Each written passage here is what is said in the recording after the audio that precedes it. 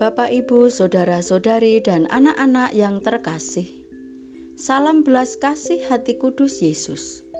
Hari ini hari Rabu 30 Juni 2021. Semoga kita semua selalu sehat dan dalam berkat Tuhan. Marilah kita mengawali seluruh hari ini dengan berdoa, mendengarkan sabda Tuhan, merenungkan dan meresapkan dalam hidup kita agar menjadi kekuatan untuk seluruh hari ini. Marilah kita awali dengan tanda kemenangan Kristus. Dalam nama Bapa dan Putra dan Roh Kudus. Amin.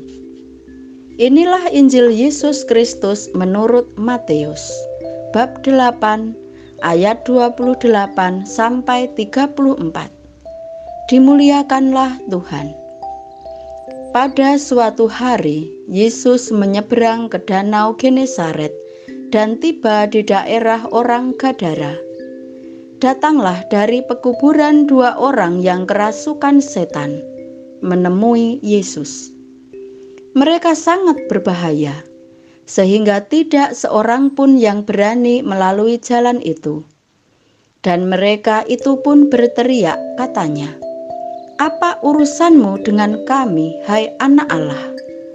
Adakah engkau kemari untuk menyiksa kami sebelum waktunya?"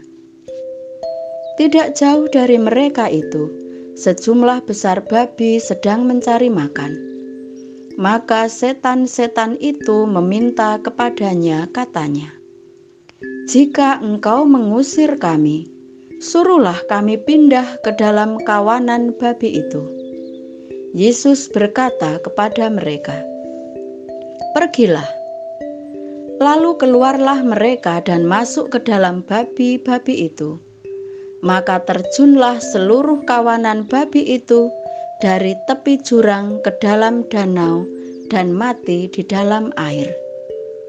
Maka larilah penjaga-penjaga babi itu, dan setibanya di kota, diceriterakannya lah segala sesuatu, juga tentang orang-orang yang kerasukan setan itu. Maka keluarlah seluruh kota mendapatkan Yesus. Dan setelah mereka berjumpa dengan Dia, mereka pun mendesak supaya Ia meninggalkan daerah mereka. Bapak, Ibu, saudara-saudari, dan anak-anak yang terkasih, pada hari ini kita mendengarkan kisah Injil yang menarik. Tuhan Yesus memiliki kuasa untuk menyembuhkan orang-orang sakit.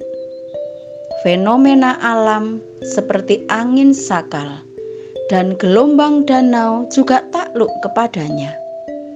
Membangkitkan pemuda Naim dan Lazarus. Kali ini, Yesus menunjukkan kuasanya untuk menaklukkan setan di daerah orang asing, yaitu daerah Gadara.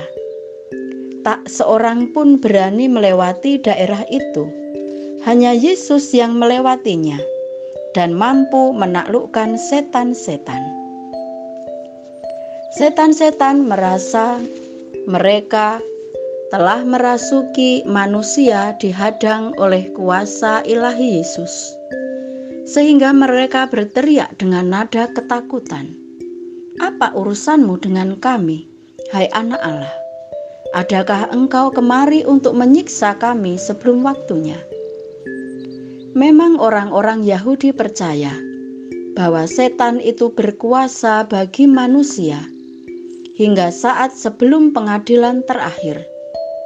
Tetapi dalam kisah Injil, Yesus datang mendahulinya untuk mengalahkan mereka.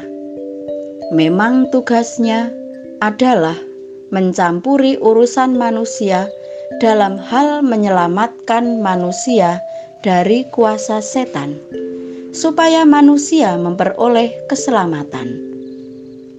Suatu hal lain yang dikisahkan dalam Injil hari ini adalah orang-orang di daerah Gadara tidak menyadari kebaikan dan kuasa Tuhan Yesus yang melepaskan mereka dari kuasa setan, yang membuat mereka jatuh ke dalam dosa. Mereka belum memiliki kebiasaan bersyukur atas kebaikan Tuhan karena membebaskan mereka dari kuasa setan. Mereka justru mendesak Yesus untuk meninggalkan daerahnya. Hal yang sama selalu terjadi dalam hidup kita.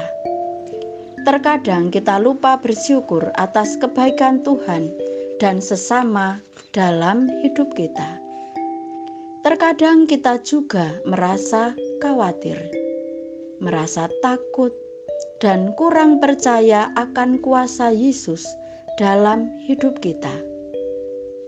Bapak, Ibu, dan saudara-saudari yang terkasih, sabda Tuhan hari ini menantang kita tentang dua hal ini. Pertama, Yesus ikut terlibat dalam urusan kita untuk kebaikan, yaitu menyelamatkan kita dari kuasa setan dan kedosaan. Kebiasaan kita baik sikap maupun kata-kata yang membuat kita jatuh dalam dosa. Kita juga bisa ikut terlibat dalam kehidupan sesama untuk kebaikan dan kasih, bukan untuk memecah belah dan menguasai. Tidak membiarkan orang lain jatuh dalam dosa, namun mempunyai keberanian untuk mengingatkan, untuk mengajak mereka kembali ke jalan Tuhan. Yang kedua, kita belajar untuk selalu bersyukur atas segala kebaikan Tuhan dan sesama. Juga bersyukur atas kuasa Tuhan yang senantiasa menyelamatkan kita dalam hidup kita setiap hari, agar kita tidak selalu jatuh dalam dosa, bahkan dosa-dosa yang sama. Bersama Kristus, kuasa apapun pasti takluk. Kejahatan dan maut dikalahkan Yesus. Bagaimana dengan kita? Kadang kita begitu lemah dan mudah jatuh ke dalam dosa yang sama. Marilah kita mohon terang Roh Kudus-Nya agar hari ini dapat hidup secara baru, mengandalkan Tuhan dalam seluruh hidup kita dan menjauhkan perbuatan-perbuatan dosa, dan semakin mengandalkan kuasa Tuhan, terlebih saat kita saat ini dalam situasi pandemi virus corona. Selain menaati protokol kesehatan, kita juga mengandalkan kuasa kasih Tuhan yang senantiasa menyelamatkan setiap orang yang percaya. Marilah berdoa. Tuhan Allah kami, ubahlah hidup kami untuk menjadi baru di hadirat-Mu. Lindungilah dan selamatkanlah kami dari yang jahat dan dari pandemi virus corona. Mampukan kami menjadi tanda keselamatan-Mu. Demi Kristus Tuhan kami, amin. Dalam nama Bapa dan Putra dan Roh Kudus, amin. Tuhan memberkati kita semua.